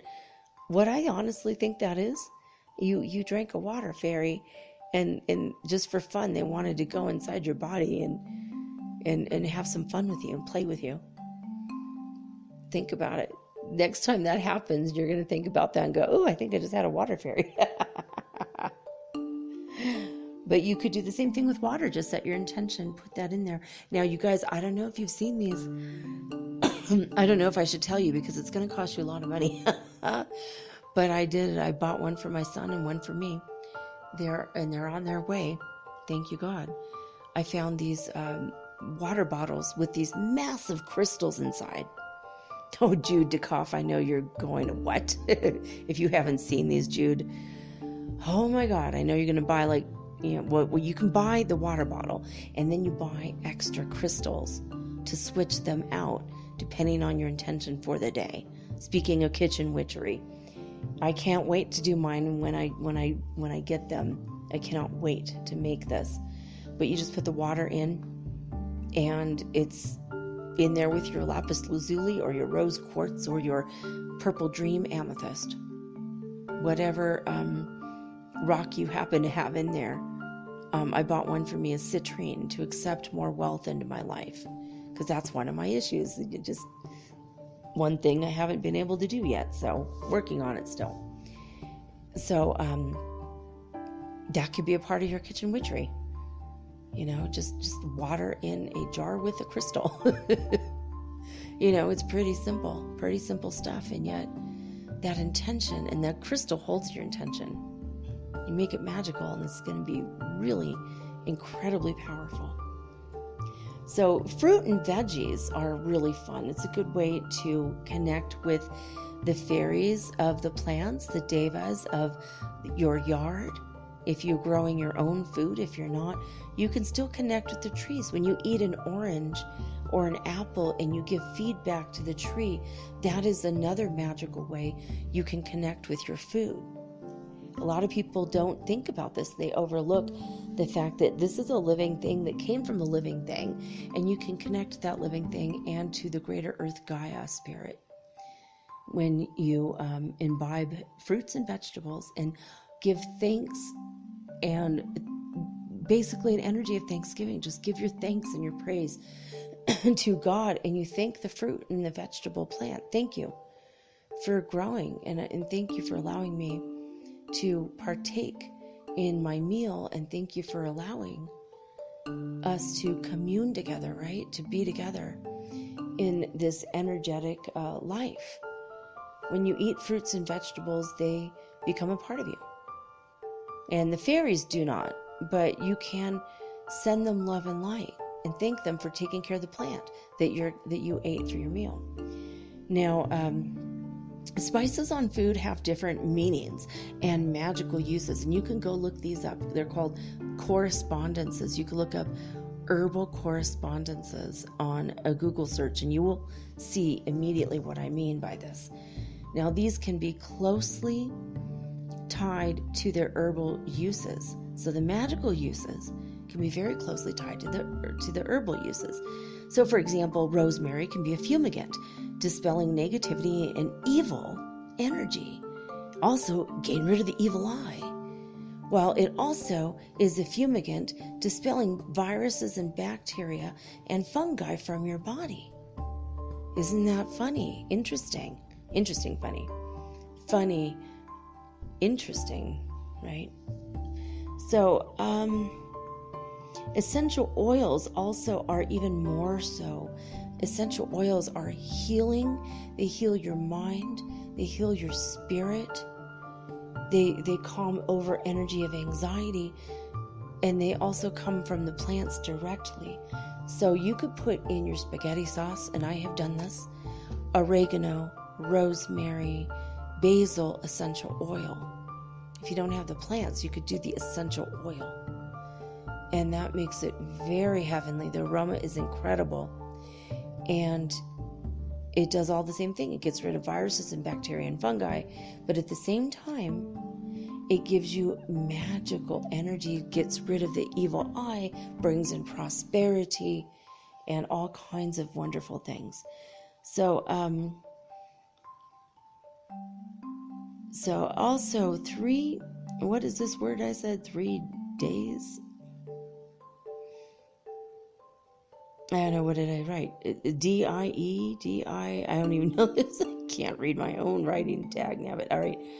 So, 3 drops. That's what I wrote. So essential oils, 3 drops of each flavor in a big pot of sauce. That's all you need. Don't ever do more. Because they also can be a little bit dangerous, but they will infuse your food with the good flavor. So, too much is too much, literally. Better to use the herbs, but if you have essential oils, sometimes it can work.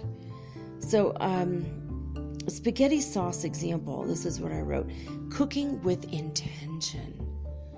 All right, so I have cooked spaghetti sauces with my grandma, my beautiful Italian grandma who used to do strega magic when she was on Earth.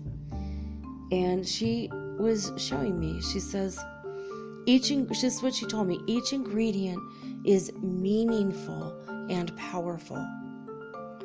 Your intention is everything. And then she said, you speak the words as you add the ingredients. You speak the words over the ingredients. And what does the ingredient stand for? Well, there are different things, or different meanings for each ingredient. So what was your intention for that ingredient today?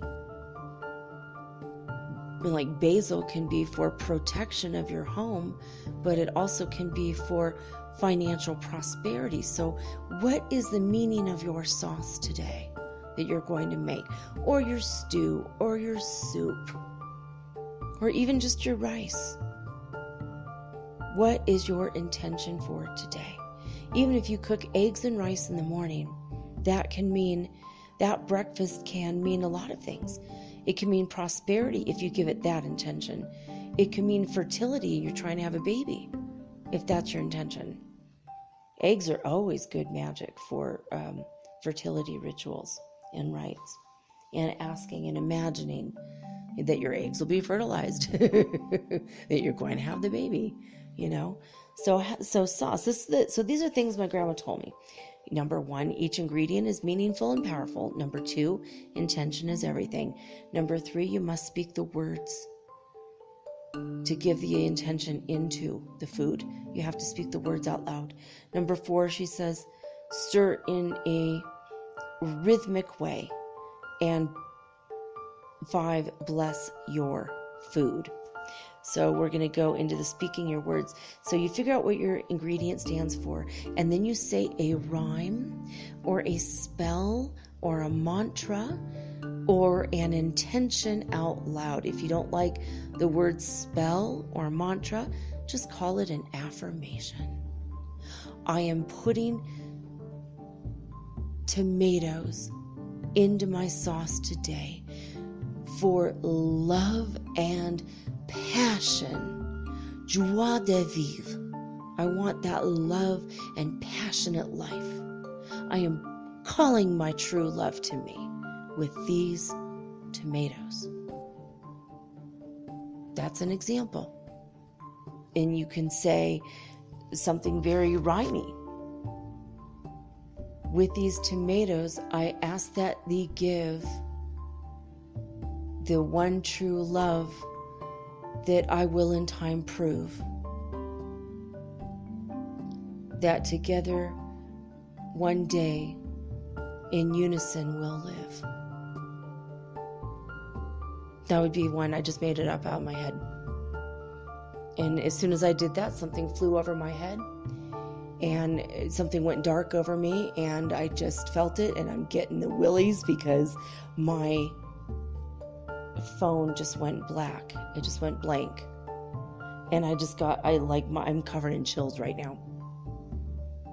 I think I just said a spell. Ooh, my twin flame's on his way. Woo. That was weird. I mean, I just got chills. I mean, if there's an artifact, if there's an audio artifact on there, let me know if you heard something beyond my voice. I mean, I'm a powerful witch baby, and sometimes my rhymes, they got. I'm not a good rapper, but I'm a good rhymer. Okay, my words have power, and so do yours. So, okay, next thing, when you stir in a rhythmic way, you stir your food with a trance, with a dance, with chance. Take a chance, do a dance, get into the trance, and then you chant your way to magical happiness. You sing, you can do poetry, whatever you want. When you're stirring it, it's so powerful. Stirring your food is just like you're putting that love in there, you're putting that intention in there, you're putting that good energy through the wand that is your wooden spoon. You're putting it in there. And so, last but not least of my notes, bless your food. I bless this sauce in the name of the goddess, and I bless it, and I bless it, and I bless it. I bless this sauce in the name of the goddess, and I bless it, and I bless it, and I bless it. I bless this sauce in the name of the goddess, and I bless it, and I bless it, and I bless it 3 times 3. So mote it be. That's a basic blessing for food. Now you could say in the name of God, however you wish to say. You bless your food in the name of Jesus if you want, in the name of Buddha, whoever you want, Ra, Jah, Yahweh, Yeshua. Bless your food however you want. That's how I do it. Okay? And I say, Goddess, please bless my home and my hearth. Protect my child. Protect me. Keep us safe. Keep us in the way of the light. Keep us in the way of the path of light. Thank you. But then I speak my intention into every ingredient. With this salt, I banish all negativity from my life. I get rid of the evil eye. With this salt, I ask that my child and I be blessed. With every ingredient, I say what it means. I say what it's there for. Every ingredient. So that's it. I mean, that's really just how you do it. The spaghetti sauce, I mean, if I were to do it off the top of my head, and I'm not doing it in the moment, but I already told you the tomatoes. Okay, so I'm adding the ingredients of garlic today so that my passions will never wane and always be strong. I am adding salt to protect what is mine and to attract only the highest vibrational beings in my life. I am adding pepper because I like to have a spicy life, and I want to have passion and joy in every moment with everything that I do. I add basil so that I can bring financial prosperity. I add basil so that I can have protection in my home. I add oregano so that I will be healthy and my immune system shall be strong, and so on and on. That's how I do it, okay?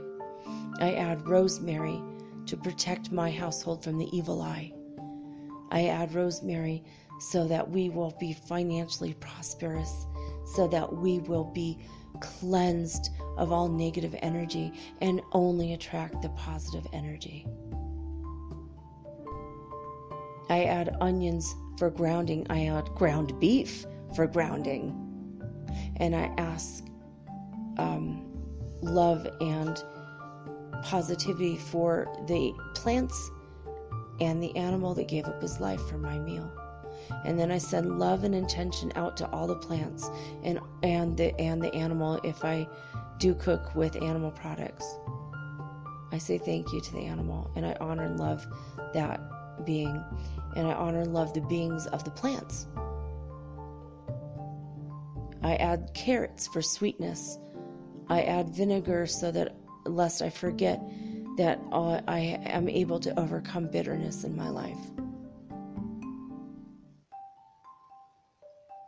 And that's how I do it. I mean, that's just my magical way. So I found a correspondence website that I wanted to get to before it gets too late here in the recording. I thought this was kind of neat as well. Let's see here. This is called A Witch's Glossary of Herbs. This is from groveandgrotto.com. groveandgrotto.com. So there's a huge list of herbs, and a lot of them you don't really cook with, generally speaking. But here's some popular ritual herbs, they say. So alfalfa you might use. That's for good fortune, money magic, healing, cleansing, and making infusions. And basil is for blessings, blessing your house, blessing your family, blessing yourself, blessing your kitchen. It's also for love and money and happiness. Bay leaf confers wisdom. You can ask Goddess Athena with bay leaf. You can call in the goddesses and the gods if that's your thing. All right. Bay leaf confers wisdom, strength, and visions. And here's the sacred herb of Apollo. See, Apollo is a sister. Goddess Athena is a sister to Apollo. Am I wrong about that? I think I'm right about that. So I'm like, it's a Greek thing. I don't know. It's just, it goes with that correspondence for me. I think of Athena, but maybe Apollo too. And he's the sun god, the Greek sun god. So I'm going down the line. I'm not going to read them all, of course. There's a huge list. Cedar. If you cook in a barbecue, you could do kitchen witchery in your backyard with cedar chips. Cedar stands for ancient wisdom. You could call your ancestors with cedar. This is also for protection and maturity, spiritual and otherwise, as well as strength and power in your magical workings. Now, cinnamon, this is very special. This is one of my favorite herbs of all time. Cinnamon is for passion, for shielding, protection, for quick success, including money, and spirit evocation, as well as fire magic. I mean, you could put cinnamon in your hot chocolate, make a Mexican hot chocolate. That's a Mexican recipe when you do a chocolate mixed with the cinnamon. And that's another level of magic, right?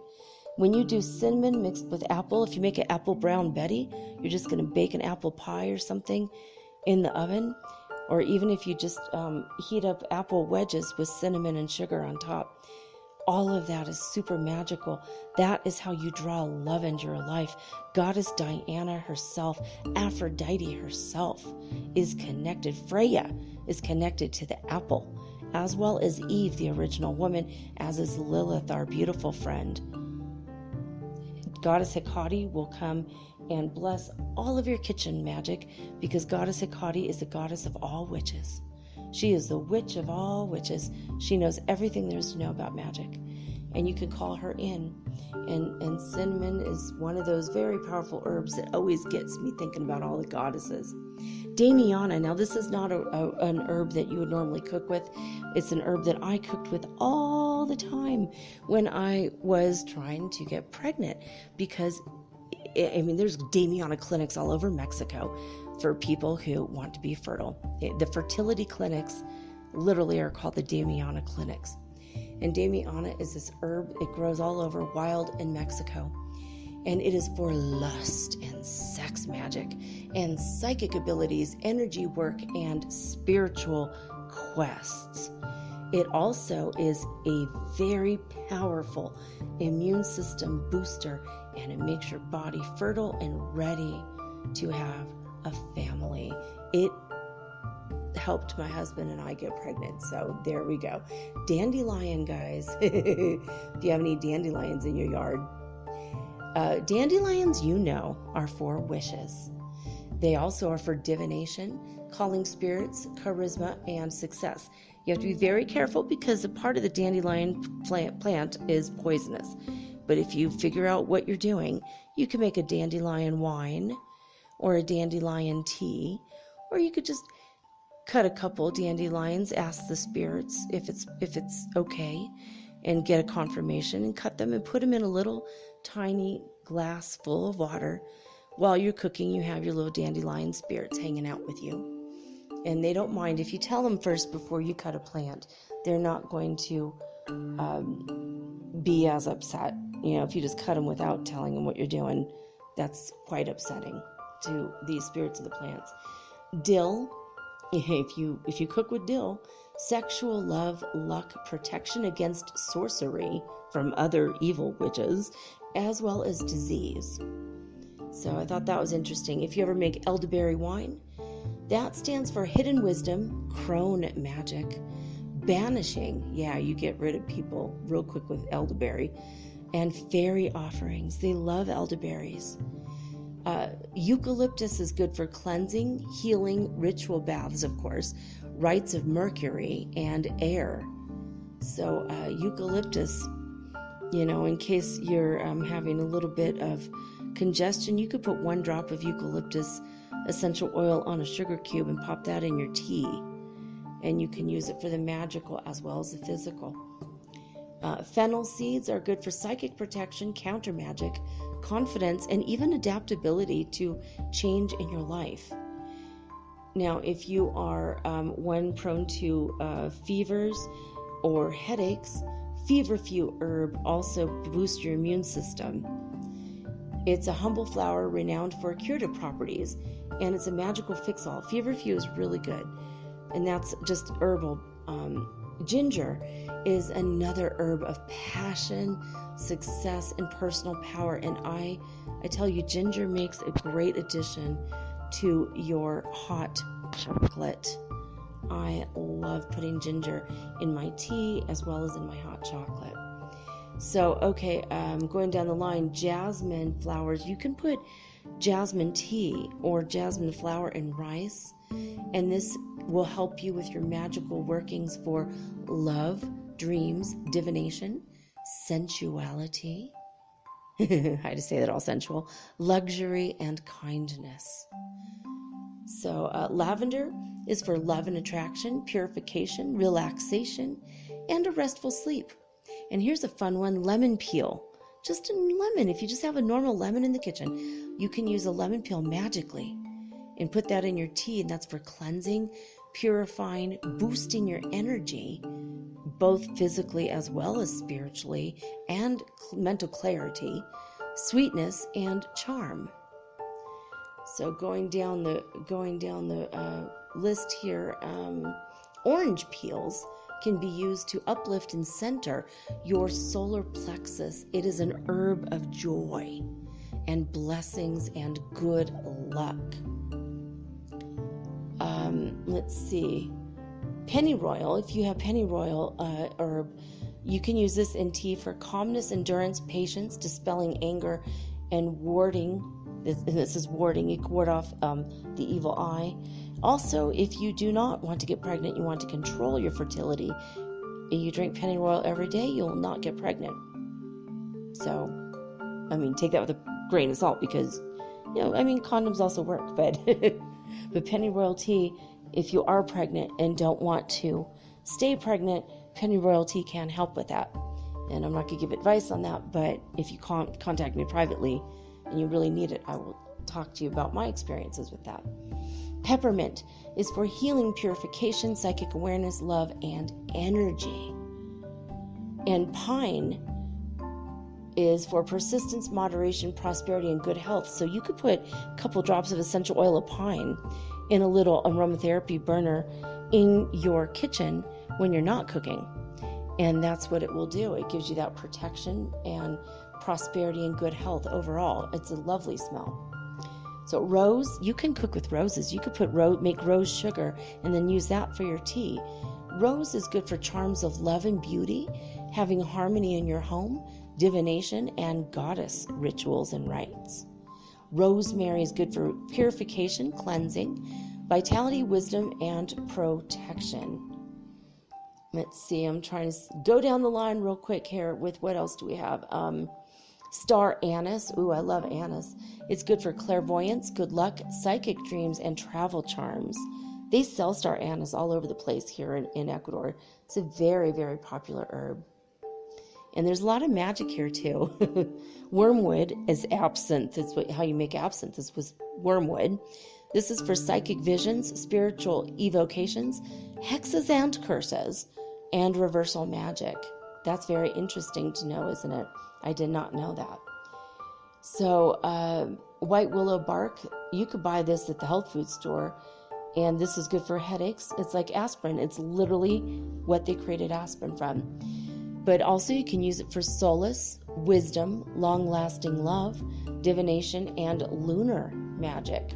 Sage, white sage is good for, of course, house blessings, meditation, healing, and cleansing. So you can look up these again and again.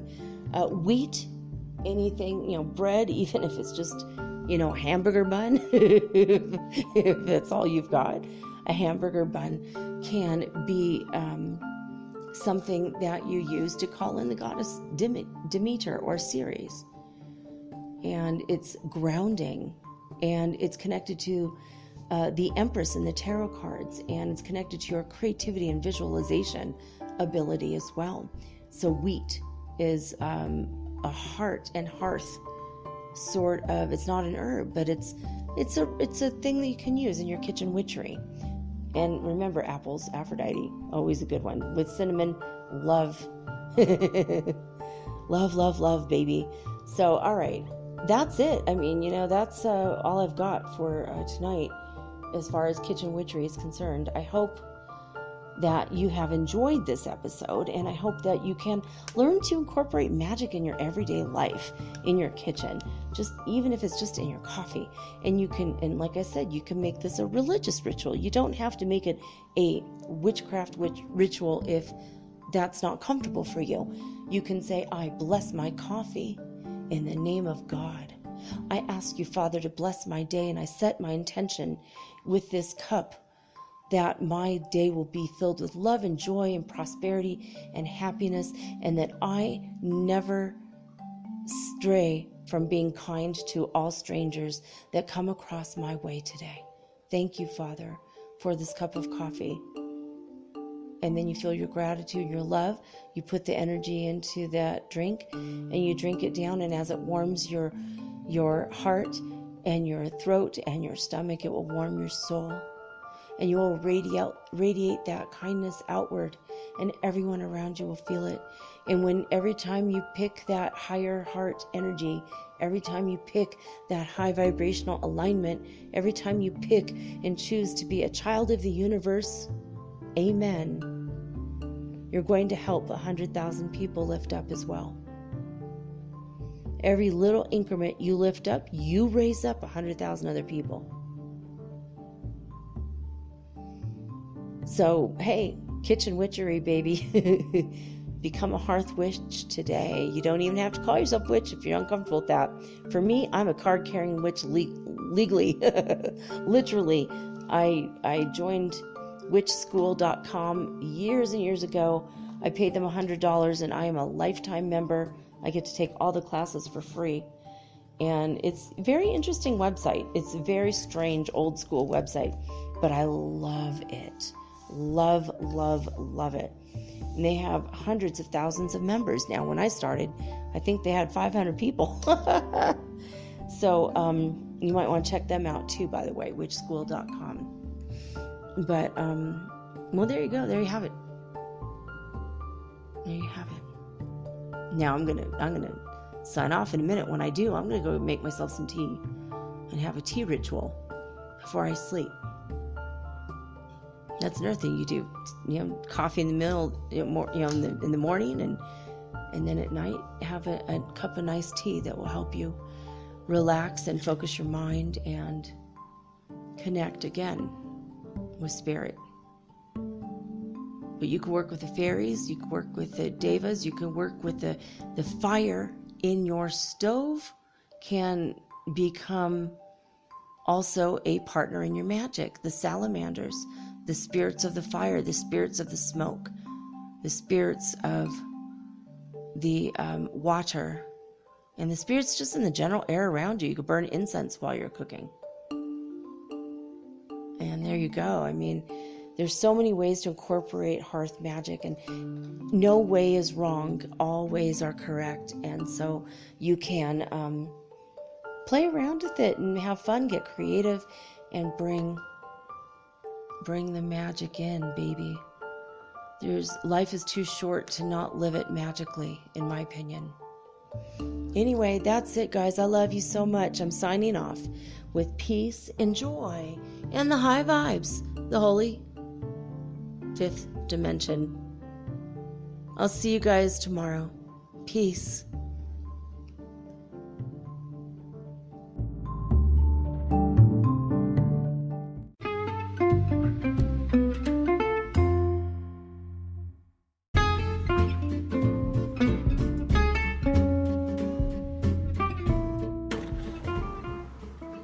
Metaphysical Soul Speak is run on sponsors and listener support. This means listeners like you. If you are so inclined to support my efforts and my little podcast, please visit me at anchor.fm/metaphysical and pledge an amount of your choosing today. Thank you.